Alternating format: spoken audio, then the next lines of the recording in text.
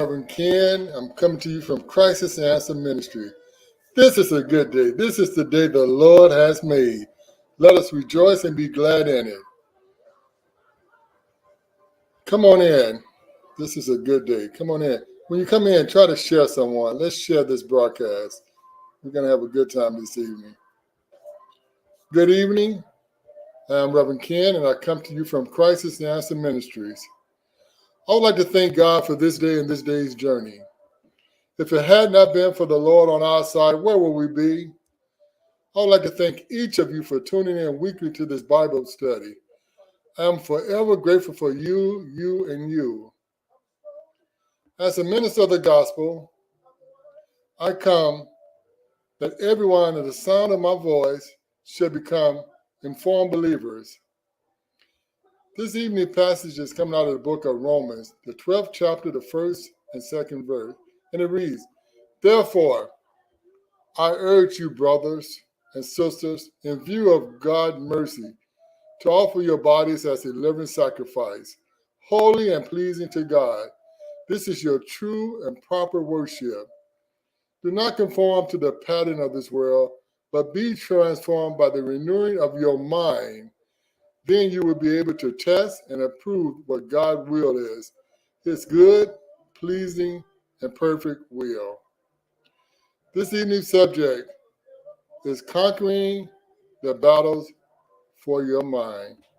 Conquering the battles for your mind. My guest this evening is a very special young lady to me, Dr. Chante Dickerson. At this time, I would like to bring Dr. Dickerson on. How you Hello. doing, Dr. Dickerson? I'm doing well. How are you? Very good. Thank you Good. for coming on and joining me tonight. We're going Happy. to get started. First of all, let's do a self intro. Who are you? As Reverend Ken said, my name is Dr. Chante Dickerson. I am a physician. I graduated medical school a few years ago, and right now I'm currently in residency specializing in psychiatry. So I'm studying all aspects of psychiatry and mental health, and I plan on doing a fellowship in child psychiatry that will begin in July. So I'll be specializing in that and double boarded in adult and child psychiatry soon. So that's what I'm doing right now. So you Reverend Ken's daughter, huh? I'm Reverend Ken's daughter, most importantly. That smile. And my own smile. Okay, Dr. Dickerson, we are talking about mental illness. Yes. We're talking about distress. Let's see, let me ask this question. There's a known fact that many folks are walking around living with a mental illness and not knowing anything is wrong. How common do you think that is? You're definitely right. It's definitely a known fact that people are kind of walking around having these symptoms and just not feeling too great, but not knowing that maybe their symptoms might be due or explained by a mental health diagnosis. And it seems about 1 in 4 people have some form of mental illness, which is quite a large percentage. It's 25%, our population, which is a lot of people. You think about the number of people in a household sometimes. You may have 4 or 5 people in the household. The chances that one person may be suffering from some type of mental illness at some point in their life just kind of meets that statistic. And usually, at least 50% of the people who are diagnosed with some form of mental illness or have some form of mental illness have never sought treatment, and that could be due to many reasons. Yeah, the stigma, of course, especially within our community, cost of treatment, or simply not even knowing that their symptoms can be explained by one of these diagnoses. So we could walk around with an illness, a mental illness, and not even knowing it. Absolutely. Happens way more often than we would like to think. Dr. Dickerson, what are some of the specific challenges minority children with mental illnesses face? People of color, we can face a multitude of challenges at higher rates compared to our counterparts. As mentioned before, there's a stigma within our community that kind of shines a poor light on mental health and seeking treatment, especially. So, We also have fewer resources in our communities, so we might not have the clinics that could provide us great care within our communities or even in a close distance. So if you don't have great transportation where the local bus can't take you to these clinics, like you're already limited in your resources there. But there's also a challenge of cost. So even if you can get to these places or find the provider that can really help you with what you need, sometimes the cost is just not reasonable for some of us. Because it's not uncommon to have to pay out of pocket for like a quality therapist or a psychiatrist, especially if you need to see them kind of in a timely manner and you can't wait months or a year, which some of these wait times are. So a lot of the stuff over the last 10 years when the government was cutting things, one of the first things they cut was mental illness funding. Yes. Okay, Dr. Dickerson, how can we address the issues of mental illness in the people of color community? Kind of just like what you said, we think about the fundings that were cut and whatnot. So policy changes are something that are needed and advocacy to change things like that and get those things covered, like universal mental health coverage. If we had that, that would dramatically improve access, as we talked about, just not having those access and those resources. If we could get some coverage and make sure those things are in place, we can get access to the care that we need. Then more diversity and cultural sensitivity trainings in the medical field and specifically the mental health field as well can help us feel as minorities feel more comfortable even seeking mental health care. Then there's of course education and awareness of the commonality of mental illness within our community. We need to educate ourselves on what do these symptoms mean or how do these mental illnesses present? How common are they? Just so we can feel just a little bit sense of normality there. Like it's not as uncommon as we want to believe. And just kind of normalizing these symptoms can help people in our community just feel less maybe like embarrassed about discussing their mental health. Because, should be able to talk about it and seek treatment for this just as we would for our physical health. And one way to make that a little easier would be great if we could integrate mental health more into our primary care settings. Like when we go get our annual exams, or people getting their sports physicals, taking those screenings seriously. If they're screening for depression or anxiety, or if you're feeling these symptoms, talk to your primary care doctor. Ask them for resources for a local psychiatrist or a referral if they can give you one. So those are a couple ways that we can address the issue within our community. Dr. Dickerson, so how can I say one of my kids might be experiencing some kind of mental illness? Can I see that maybe they might be sleeping too much, or maybe they change of appetite? Yeah, I mean, there's definitely symptoms you can look out for, especially things like depression. There's certain symptoms or certain mental illnesses where the symptoms may be right in your face and obvious. Say you have Right, some right. people showing signs of schizophrenia, like they're hearing voices or seeing things that aren't there. That's not normal for your child or the person that you care about. So you're going to probably seek help a little faster for that. But you need to also be aware of signs of depression or anxiety. So, like you said, sleeping too much or not being able to sleep at all, having insomnia, changes in appetite that could be overeating or undereating. You can have decreased concentration, loss of interest in your usual activities. Say someone usually loves to go out running or loves to go to the gym and they just aren't doing those things anymore. They just don't have the motivation, which is another sign, just a lack of motivation to go after things they want or things they enjoy. And of course, having thoughts of harming themselves, so suicidal thoughts, you need to watch out for that, let alone suicidal actions. Those are definitely all big, big warning signs. And, sometimes a lot of people have a mix of these things. And some people can really cover it up with a smile and being very social when they're out and about. But you need to kind of keep an eye on the people that you care about and watch out for these signs and seek help if that's what's necessary. So mental illness can be very serious then, because you said suicide. Absolutely. That's definitely one of the downsides of letting these illnesses go untreated. It can definitely lead to suicidal thoughts, and suicide attempts, and sometimes those lead into people dying of suicide. So yes, it's absolutely very serious, just as serious as any other uh, disease that you would go get treated for. Okay, Dr. Dickerson. What can you, as a provider, recommend to those who are experiencing or affected by someone with a possible mental illness who have not been checked? Yeah. Just like I said, if you're experiencing any of those symptoms, like I kind of just explained, of course, the thing I'd recommend is seeking assistance for your symptoms. Finding a support system is very important. So whether that's within your family or within your friends or a local support group. That's something you can look up to see what type of support groups are around me, or some type of just any type of group that you can go do art projects with, or go to a poetry night and find a community. Just somewhat like make a community for yourself that you can have some support from.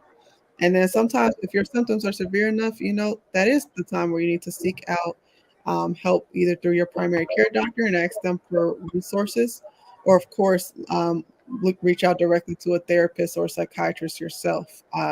There's actually a link going at the bottom here, www.inclusivetherapist.com. It's just one source that you can look at. This is a website that has actually gathered specifically therapists and psychiatrists from minority backgrounds, because that's who we tend to just be more comfortable talking to and being vulnerable with. That's So you good. can type in your location, your zip code, and they'll try to connect you with someone locally. And a lot of times there are definitely virtual options if you don't want to go to an office, and they have different payment plans and different cost ranges. So check that website out, and I'll also put a link in the chat box for of another website that has a couple other resources that you all can use. So I'll post that. That's what you wanted? No, not yet. Sorry. No, you're good. Okay. But that what he just put on there, you can put it back up if you want that. That's the crisis text line. So if you are feeling some of those symptoms of feeling like you're very overwhelmed, you feel like kind of your symptoms are overtaking you, as if impacting your function on a day-to-day basis, and it leads to suicidal thoughts or behaviors, that's when you would text this crisis line. This is a crisis line when you're feeling like I'm at the point where I may harm myself. That's when you text them, and they'll kind of talk through it with you, and they'll see like what other help may you need, and they'll have the suggestions for you. But this is a crisis text line that you can text at any time. Okay. I have another question for you, doctor. Are mental illness generational?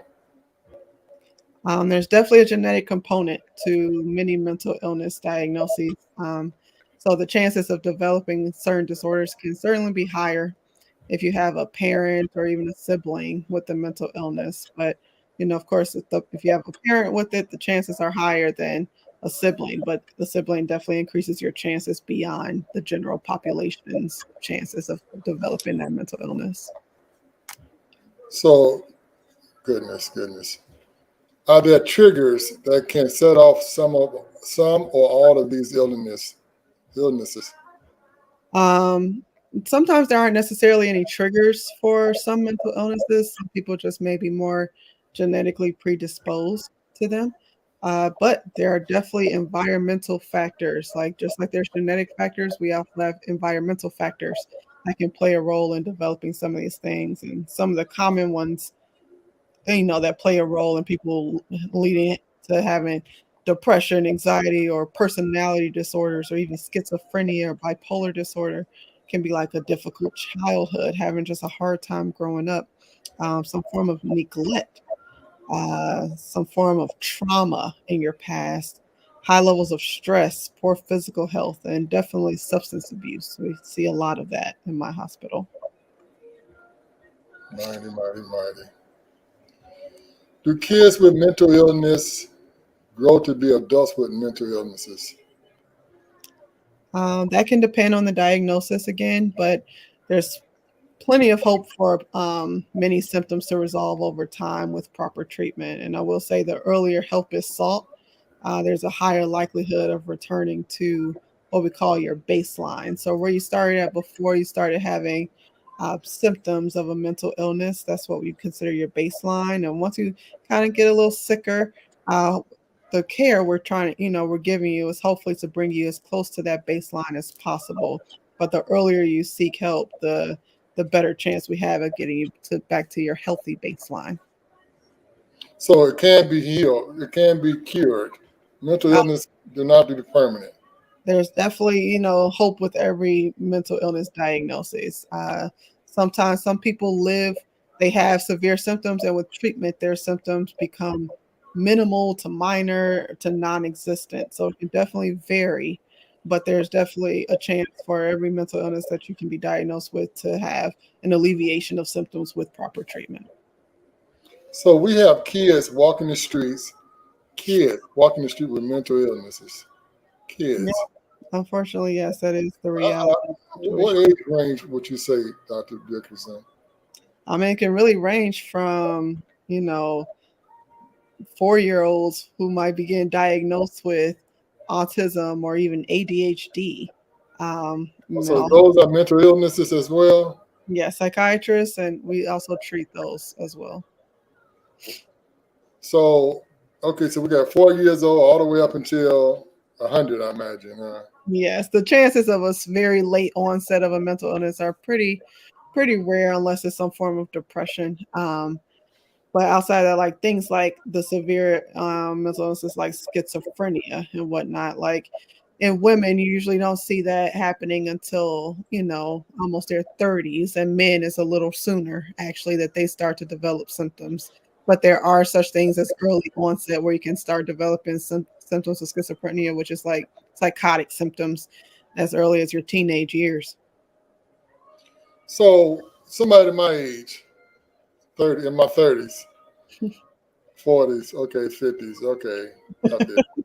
So let me ask you a question. Somebody my age, can I develop a mental illness at this age? Yes, it's definitely possible, especially things like depression or anxiety, things that can, that type of thing can be developed at any age. But what triggers it to start at this late age in life?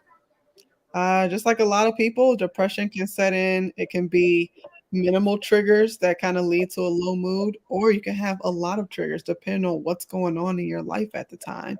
If your symptoms of these, I listed a lot of them earlier, just like that low mood, having a hard time sleeping, appetite, low interest, low concentration, also potentially harming yourself, just these mix of these symptoms, um, hopelessness, helplessness, guilt, if you have a certain number of those, it can meet criteria for depression, but it has to last for 2 months. Those symptoms have to be kind of consistent for 2 months before you get diagnosed with like major depressive disorder.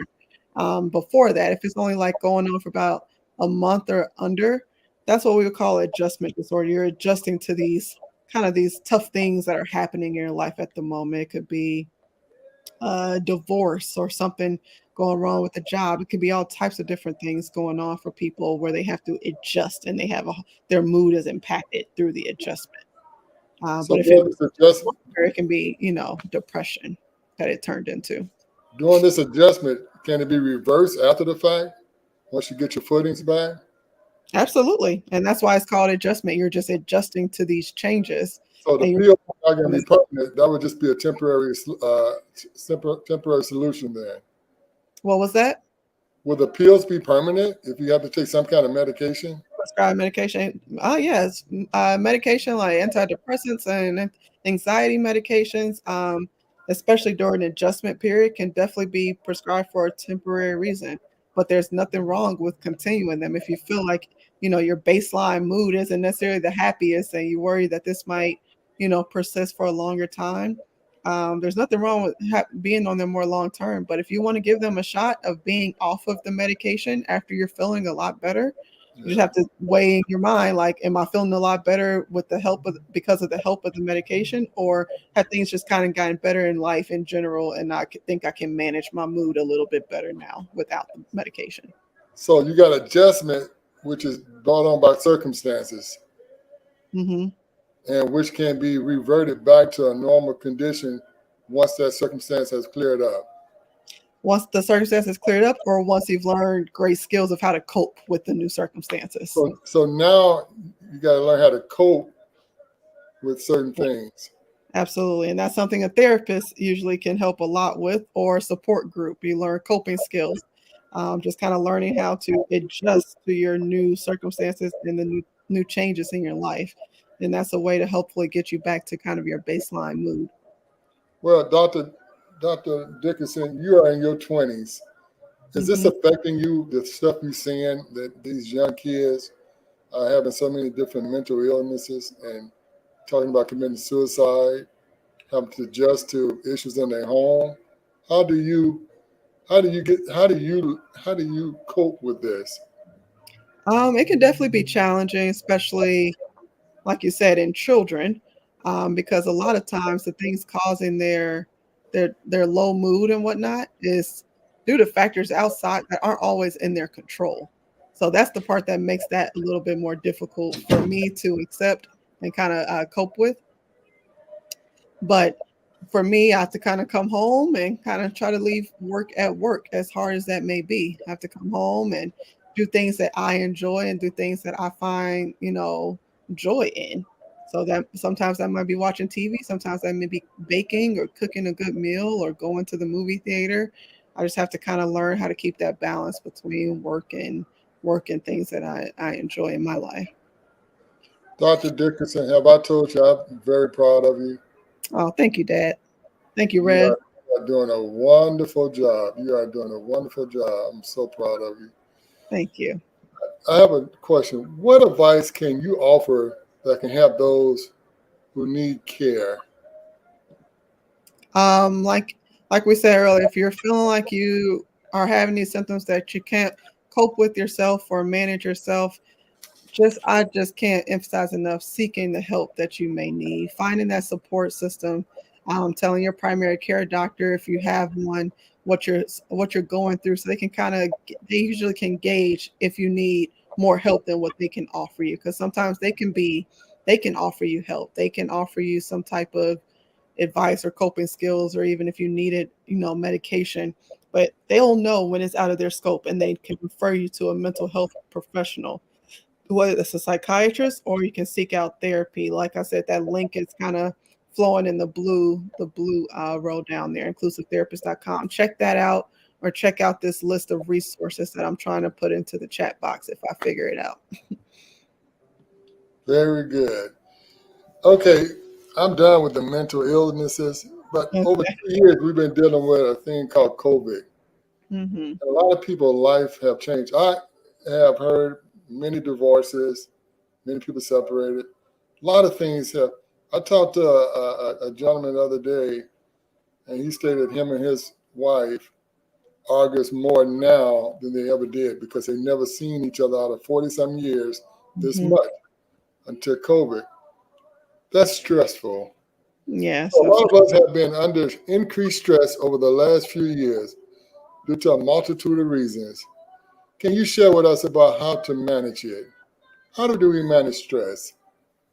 yes, absolutely. You're definitely right. The last couple of years have been fairly difficult for a lot of people, for a multitude of reasons. And one thing to know is that stress can present itself in different ways and different, for a lot of people. It can present as like, physical symptoms like headaches or jaw pain.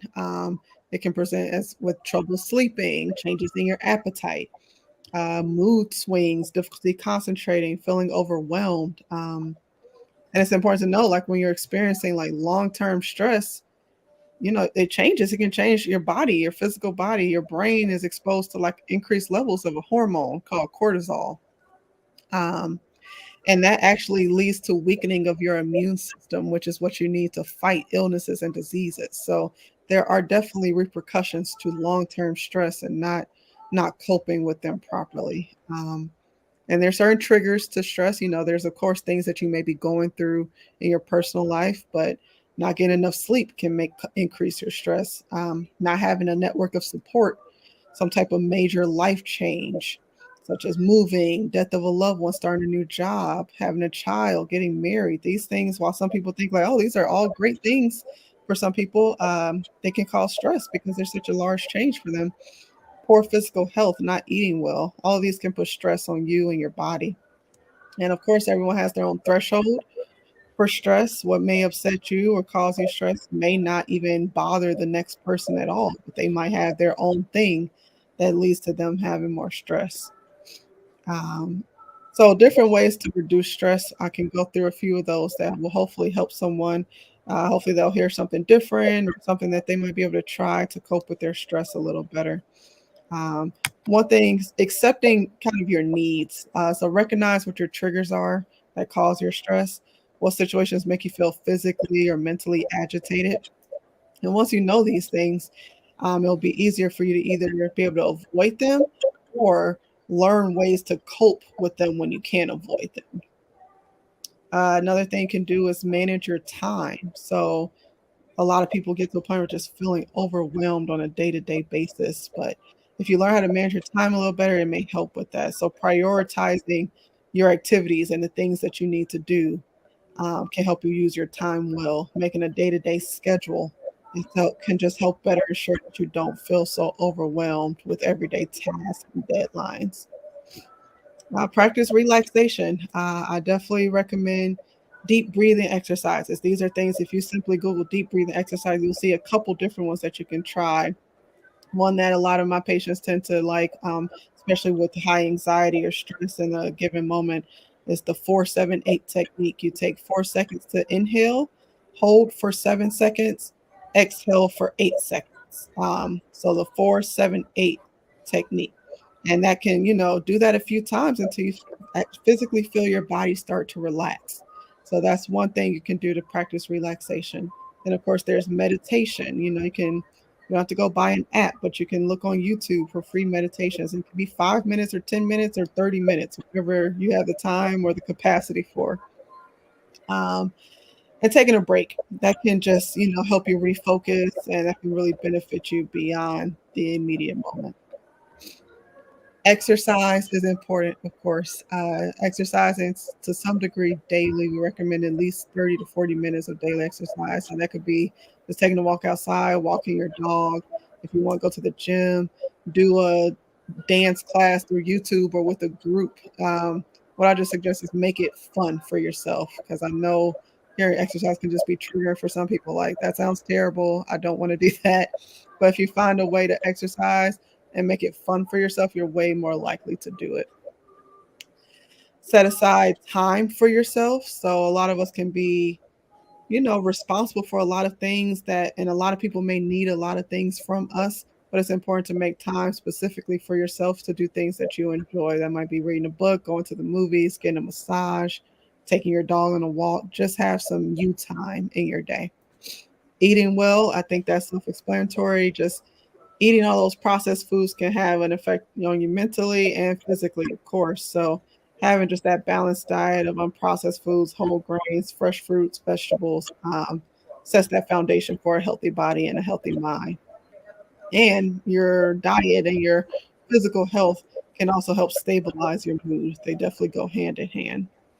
Get enough sleep, as we talked about earlier. If you don't if you don't sleep well at night, you might start your next day off on the wrong foot, and it can be pretty hard to bounce back from that sometimes. So if you try to get an adequate amount of sleep, that would be ideal. Alcohol and drugs, of course. Some people think that that's a way to cope with their stress, but there's a lot of times that can actually worsen your stress, and can also lead to issues like substance abuse because you're trying to cope so much through things that aren't too great for you and can become addictive. So we want to find other coping mechanisms outside of alcohol, outside of illicit drugs, because leading to substance abuse will lead you to a whole nother lane of stress down the line.